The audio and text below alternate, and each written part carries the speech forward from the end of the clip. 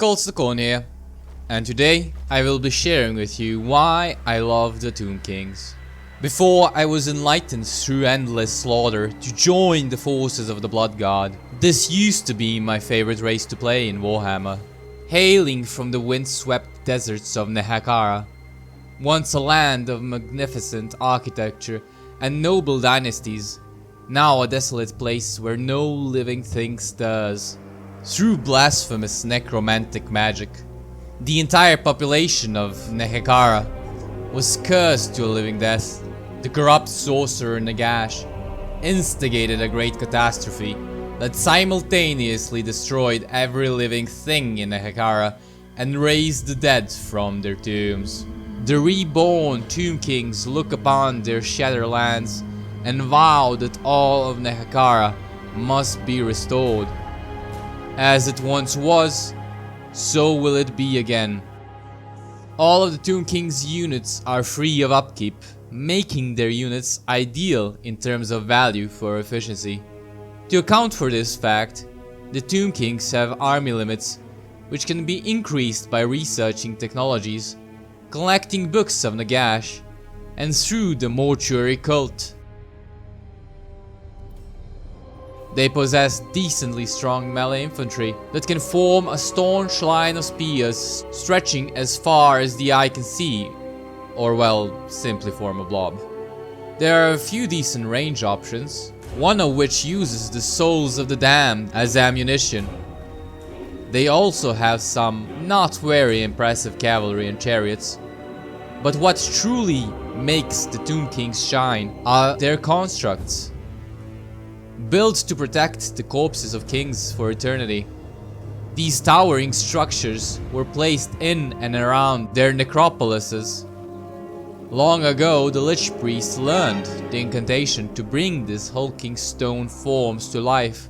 Ever since, when the Tomb Kings waged war, constructs of animated stones fought alongside them. These constructs ranged from mere Ushabti to towering sphinxes and hierotitans. They are an imposing sight that inspires both awe and fear in mortal eyes. Since all of their units are free of upkeep, their economy is quite weak to account for this fact. This is why they thrive when waging war and fighting multiple battles. They are not a race that will idle for long, and once they start amassing their armies, there is no stopping them.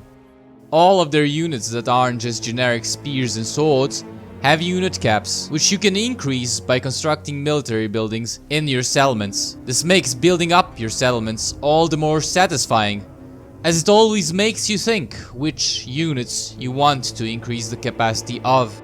The Tomb Kings have a unique resource in canopic jars, which they acquire in very few ways, either by post-battle loot options, occupying or raising settlements, unique landmark, and through character skills. Canopic jars are used through the mortuary cult, where you can increase your army capacity, hero capacity, unique units, and unique items. Unlike the dwarven item system, the Tomb King's lords, although just as generic, are much more fun to use. This is especially true when they are put on a Cambrian war sphinx, making obtaining unique items more impactful and enjoyable. Building up their settlements always requires a great deal of consideration, not only because of how the way you build up settlements influences your army compositions, but also because your settlements are very difficult to defend. Considering just how limited your finances are, losing a built-up settlement can be very devastating. Building up your settlements can also be very satisfying, especially when you start being able to increase the capacity of your high-tier units. Like all other Warhammer 2 races, the Tomb Kings have rites that provide various bonuses. They range from obtaining a casket of souls to boost your faction as a whole, and getting unique necrotax to instantly colonize a ruin and raise it to tier 3.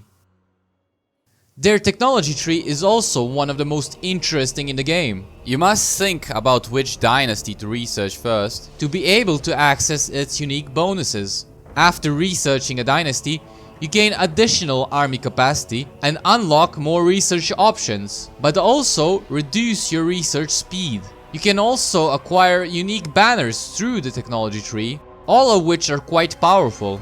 Once you have all the unique banners, you can access the best faction upgrade, which includes global bonus capacity and a reduction in global recruit time, not to mention another army capacity.